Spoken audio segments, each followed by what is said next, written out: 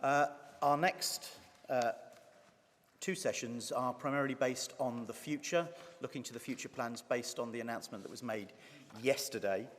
As you will be aware, the representative body has approved two items of additional expenditure.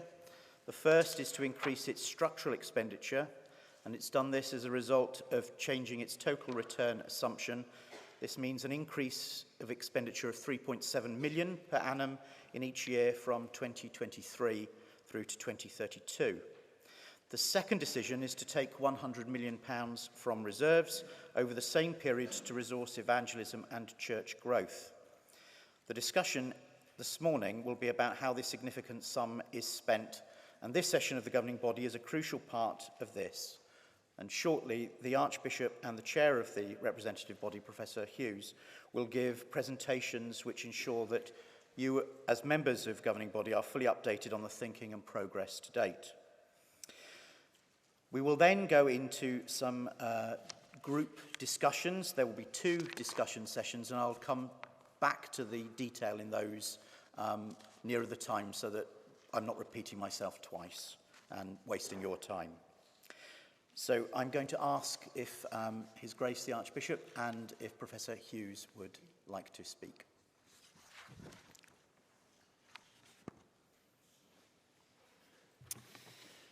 Thank you, Chair.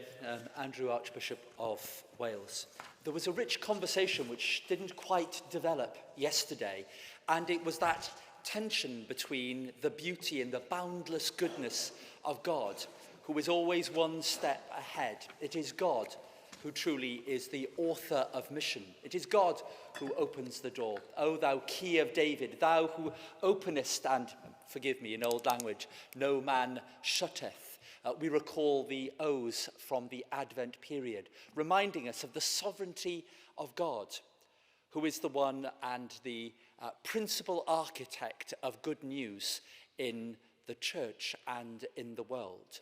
But at the same time, yesterday, we started to explore a little bit about what it means for us, the church, to have longing, burning hearts to see the kingdom come.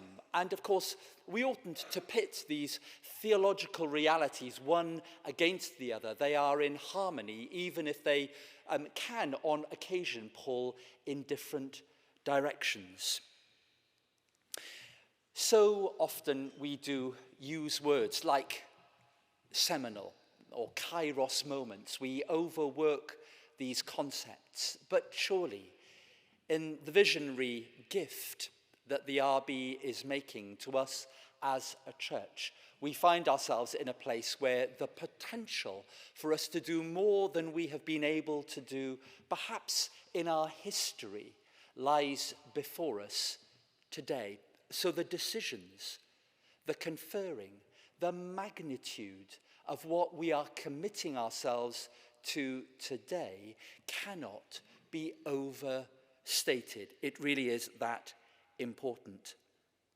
Of course, spend in one sense is not the issue. We could spend an awful lot of money on a great number of very worthy things and make precious little difference to the nation or to the church. But if we will find a way of turning dreams and aspirations to concretize, to incarnate, as we were invited in those beautiful prayers by Father John this morning, to make visible heaven on earth, then surely we will, as I said yesterday, have done something truly beautiful.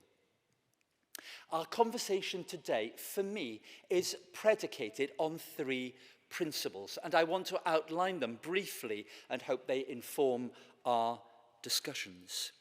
And the first is this: it is the conviction and the confidence that we have the capacity still to be adventurous and groundbreaking in the life of our church.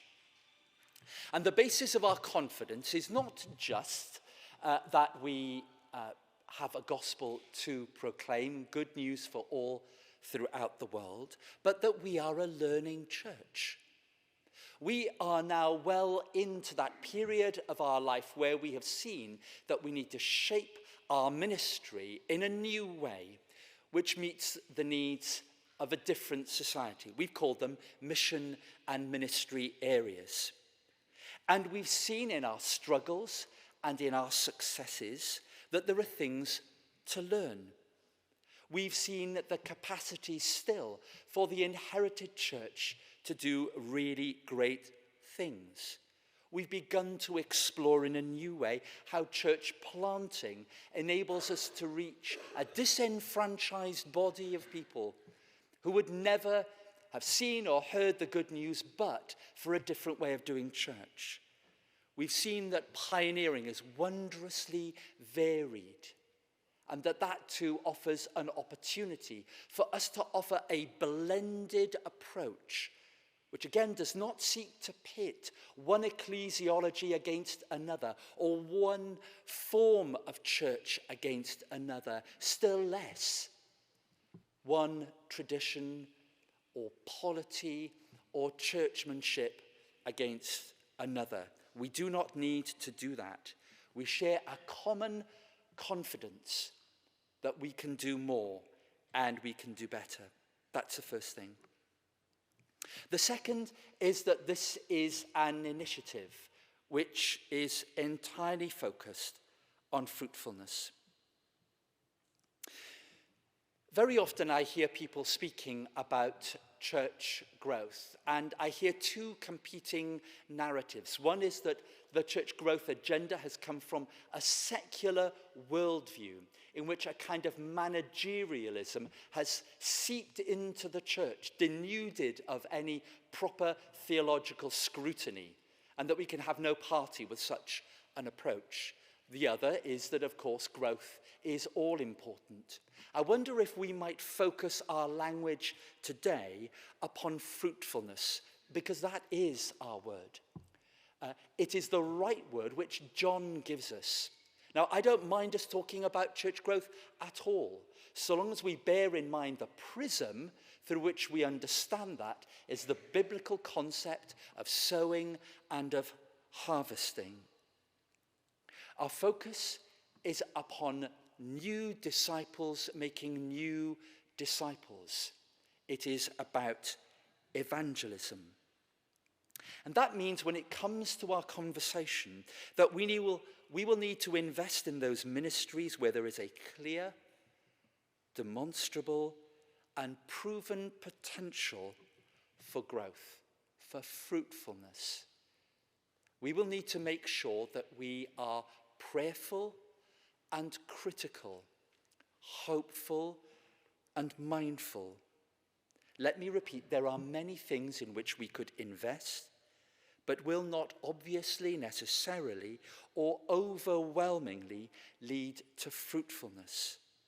Growth in disciples, new disciples, must be the prism through which we view our focused investment.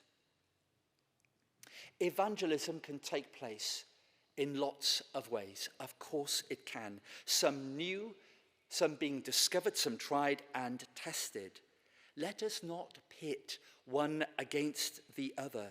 It's simply being clear that our task is of finding ways in which we witness to, we proclaim Christ, the hope of glory. And that is the benchmark against which we will mark all of our investment. Our focus is on fruitfulness and making new disciples. And thirdly and lastly, we will need clear criteria and proper mechanisms to guide us.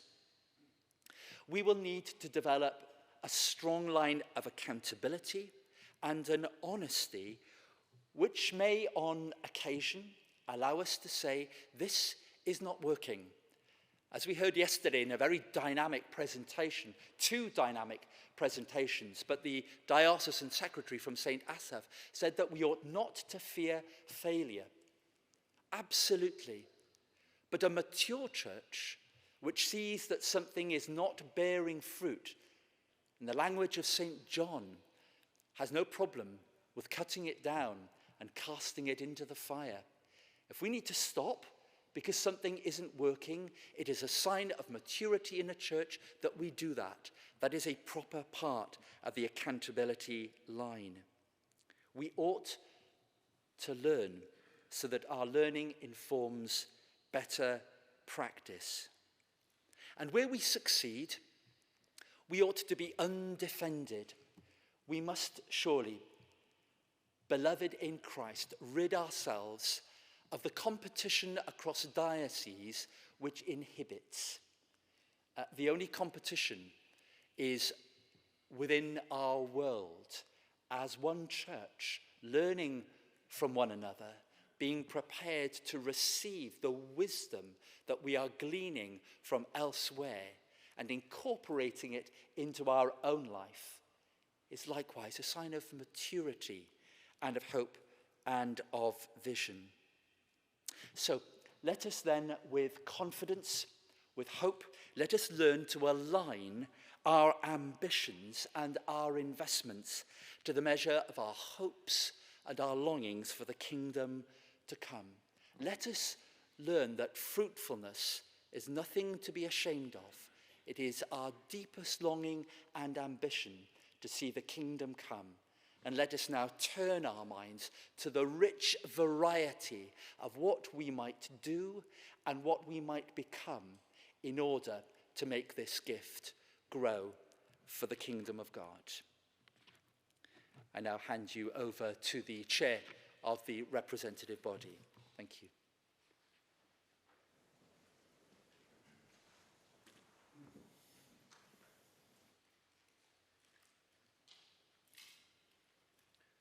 Your Grace, Bench of Bishops' Chairs, members of the governing body, Medwyn Hughes, ex officio. We've just heard from the Archbishop a key focus upon confidence, that we come together with a common confidence and as a mature church to focus upon, in a very focused and strategic way, how do we develop guiding coalitions across the province to make a difference, to create discipleships and to create communities of faith, building on the faith communities we have already and also on the exciting new dynamic communities we heard about yesterday. Now, yesterday, as part of your formal processes, when you received and when you endorsed the report of the governing body, you would have noticed within that document several key objectives which we, as stewards of the funding of your church, of our church, have to be responsible for. And let me remind you, because that's my duty in the context of my trusteeship and stewardship of the RB, that we are here to manage the investments, to meet the past service liability of the clergy. We have a responsibility, a strong responsibility, which we should never forget. And that relates around our commitment in the context of the conversations that Hilary noted about the pension scheme. And then we are here to provide the maximum sustainable level of support for the bishops, for the diocese, the parishes, and our cathedrals. That is at the heart of the stewardship, of crafting the narrative of how we take sometimes difficult decisions for the benefit of the diocese and of the Church in Wales. Now, as a collective entity since 1919, the representative body has been at the heart of stewardship, and we pay tribute to all that have come before us. Because if it had not been for their stewardship, we would not have the privilege and the responsibility of considering in a measured way how we take forward the kingdom of God in Wales. So we give thanks to God for that stewardship. We look at a stewardship funding of 1.134 billion in the name of the Church in Wales. 1.134 billion. Now, before you get overexcited, let me give you more information in the context of the distribution of that funding. Of this figure, 227 million is set aside for our pension schemes. That must remain. 374 million have been included in other assets. Mainly, of course, those are within property, like parsonage houses, and structured for St. Padans. That leaves a general reserves of 533 million. And over 95% of that funding pot comes from the dividends, from the rental income generated through our investment portfolio. So that sum has to be well managed. Stormy weathers, as we know well, in the context of what is happening at the moment. We still need to manage that to make sure that our core commitments can continue and we can grow for the future, not only for a decade. Those of you who will be here after that will be growing this church for decades, because that's our belief. The kingdom of Christ is not for a decade, but forever. Now, as you heard from the Archbishop in his very clear statement to us, the trustees have agreed to release a substantial amount of funding to support the diocese over the next 10 years. Some of this extra money is for structural expenditure, by which we mean regular expenditure for which we have to budget every day, and also strategic expenditure, additional cash for defined purpose dedicated to facilitating the achievement of a specific objective. Stewardship means looking after what works well now within our tradition, and we should never forget that. There are clergy, there are dioceses that are working so hard within the current structure to maintain the voice of God, the community of faith across Wales, and we need to build that and respect it. But there are also so many new exciting opportunities, as we heard yesterday, and what great opportunities for the future. Now, the trustees wish to resource the church in Wales in a way, as we've heard from the Archbishop, that stimulates to grow and to flourish. They will prioritise the provision, and I'm reading you now from the 3 guiding principles that were accepted and that were developed as part of the narrative of this conversation today. You will recall that at the Finance Committee, and I pay tribute to the trustees, or all of the trustees, and also to the Finance Committee for their work. But last November, they did adopt 3 guiding principles, and I'd like to take you through those so that we're aware of what they are. The trustees, as I said, are very keen to resource the church in a way that stimulates growth and to flourish.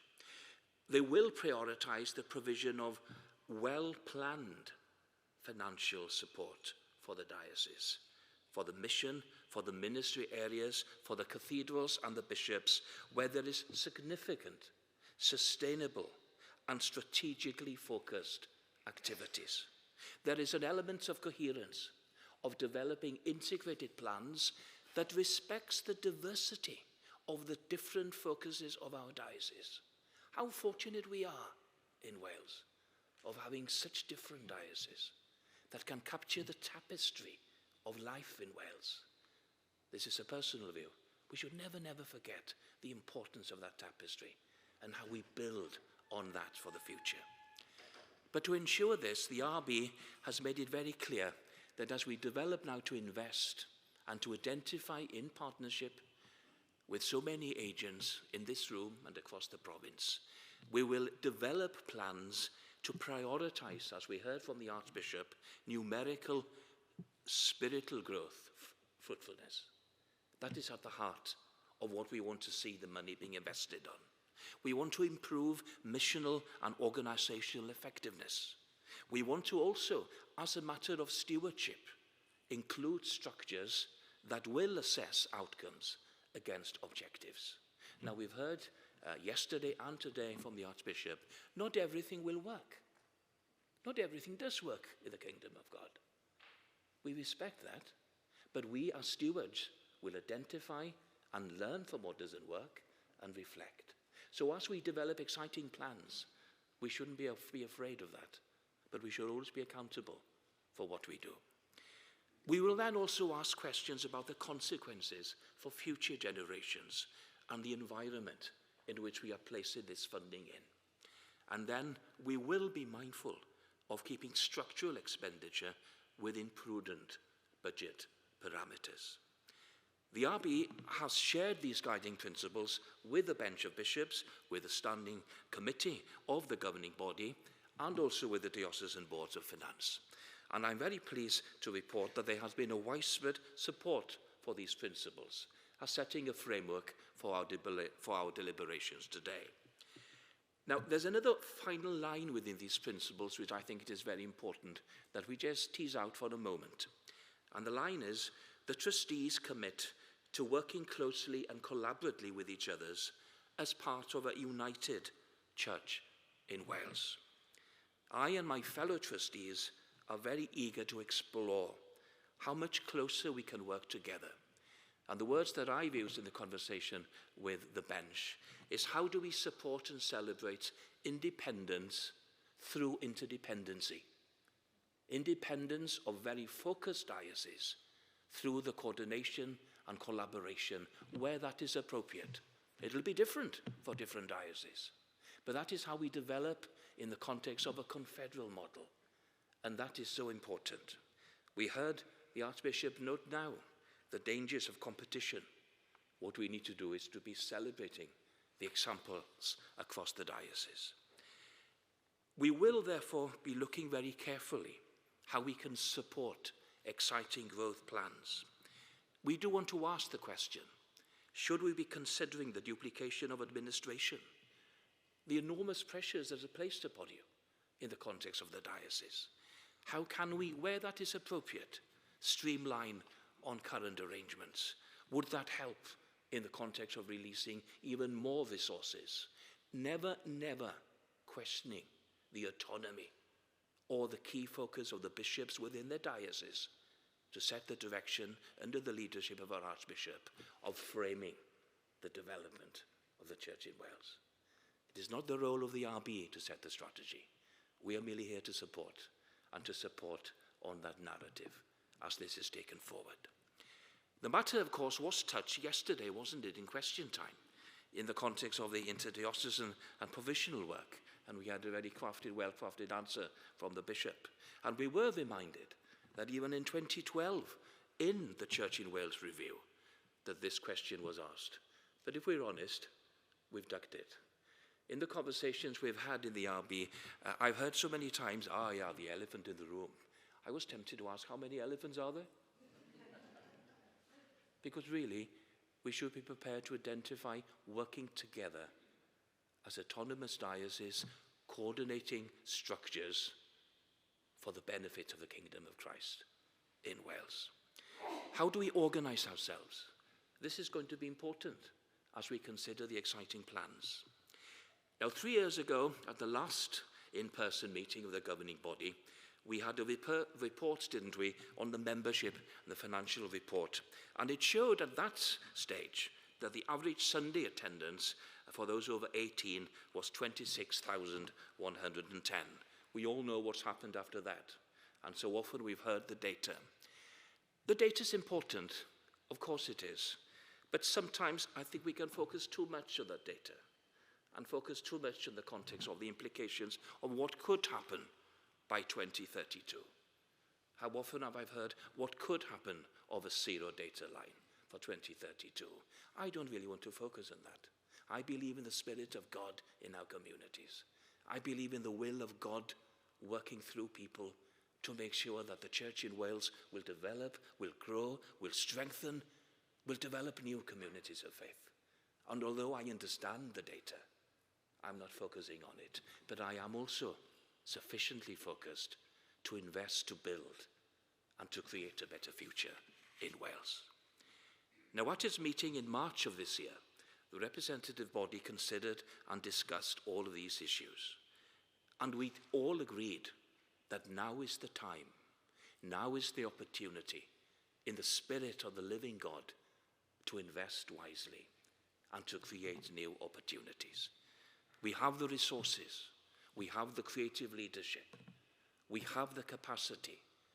We now need to work together to respect what we have already, to be enthused by what we saw yesterday, and then to develop that common platform that we all, whatever our traditions, whatever our history, whatever our language, we all feel that Christ is calling us to a very exciting period within the Church in Wales. Now, as the Archbishop has noted, sufficient funding will be made available. An increase of £3.7 million in structural expenditure for each year for the next 10 years. This money will be targeted at ensuring that each of our dioceses are able to maintain their core operations, to support work in areas where there is agreement about what can be done. Let's be honest together. Our dioceses are in different positions. Nothing wrong with that. What we need to do is to build to make sure there is that capacity and that starting position to grow. Additionally, at its meeting in June, the RB approved extra funding of 1.8 million to be split between the 6 dioceses and the province to provide immediate assistance to the various financial pressures facing us at the moment. Now, these are 2 pockets that there will be consideration of over the next couple of weeks. In addition to that, as we have heard already, the trustees are releasing 100 million from its reserves over the next 10 years. Now, this sum, which represents 20% of our expenditure, is a bold step. And clearly there are risks, but we are prepared to take the risks. But as the Archbishop has noted, we will frame a structure around the distribution of funding about looking to accountability. It can't be a matter of a single check, of sharing Smarties. It must be structured in a way that is done appropriately, because we are accountable for the funding that others over the years have collected.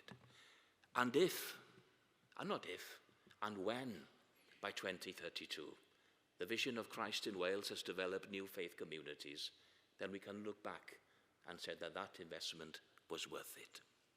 So how should we spend this money? Well, as I've said, it is certainly not up to the RB to set that direction. It is for you, that collective wisdom within our diocese, within the GB, led by the bench, to take that forward. But any distribution of funding has to mean prioritizing. There will always be more requests than we can support. And to work through this question, 3 discussions groups have been established. Next week, on the 15th of September, the RB's Finance Committee will be meeting with the bench, the chairs of the DBFs or senior lay members of diocesan committees, and senior diocesan and provincial staff. Now, the purpose of that meeting is to discuss how the additional money should be distributed. It's not to receive a long wish list from the diocese. And the first thing I'll ask each one in a courteous way, whoever comes, please leave your baggage outside the door. And we will come to the meeting looking at what does creating God's kingdom in Wales look like, respecting the potential of the current diocese as part of that fabric structure. But that will be an important conversation that we should be having. That will be followed then by a joint meeting of the bench, the standing committee of this governing body, the trustees of the RB, the diocesan secretaries, and the senior provincial staff. And that meeting will consider the output for the meeting of the 15th of September. And then we hope that the mechanism for distribution and accountability will be agreed. So there is a very focused conversation, bringing everybody, hopefully, in an inclusive way to look at how this will be taken forward. One particular task is to ensure that each of the dioceses are seen and are respected to be able to be non-anxious participants in any discussion. The 6 dioceses are all in different financial positions. We recognize that.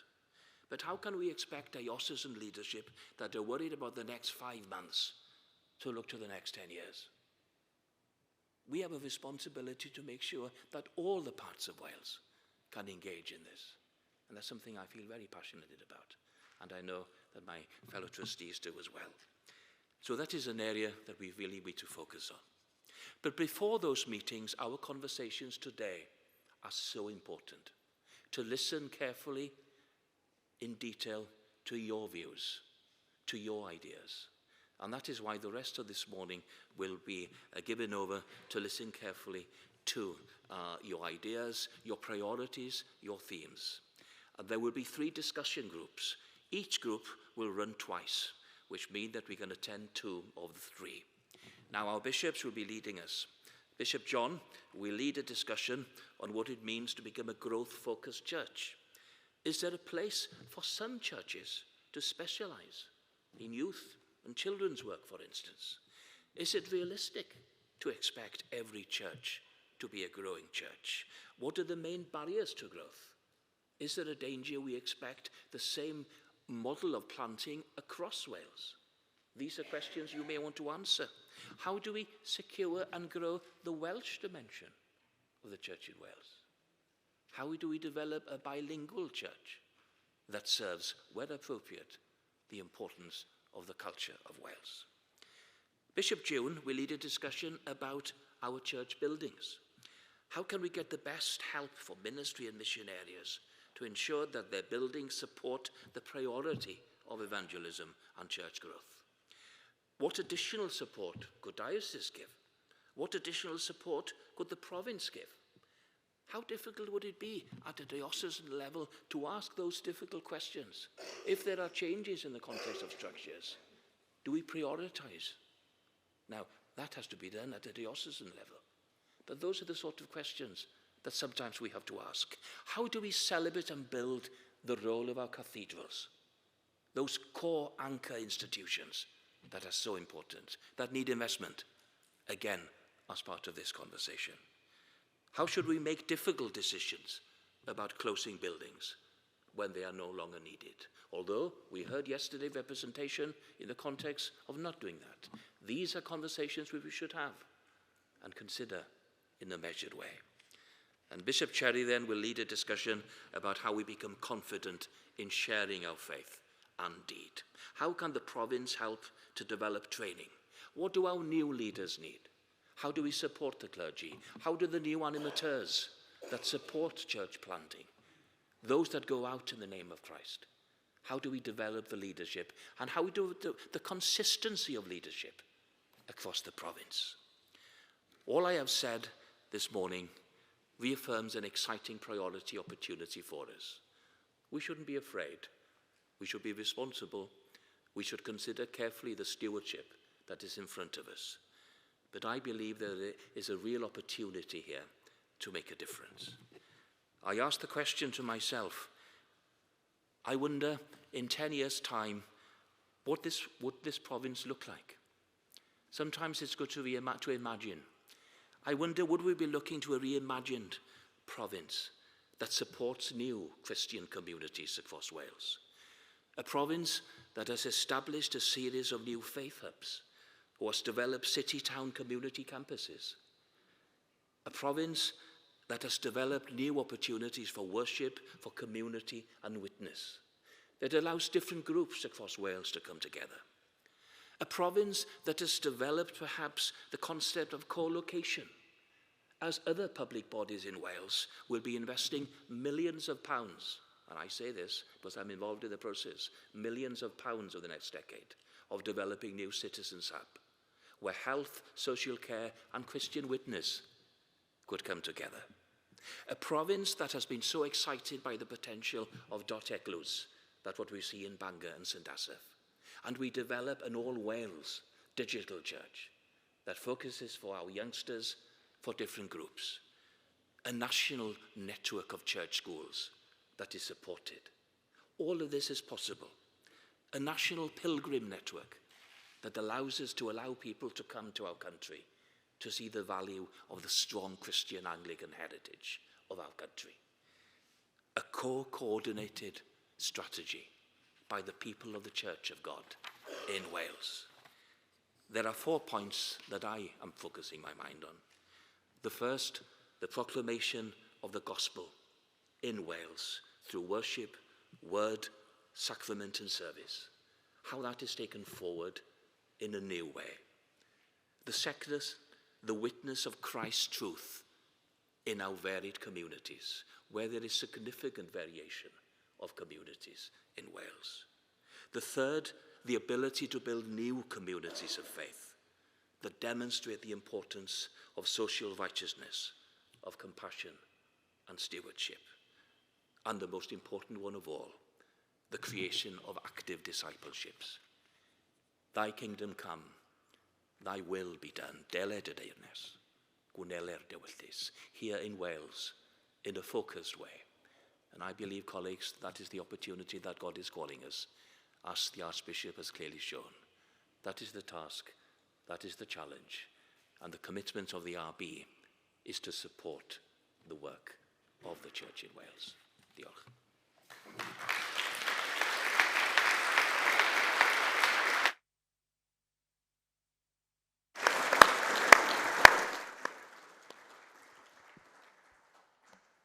Thank you, Professor Hughes.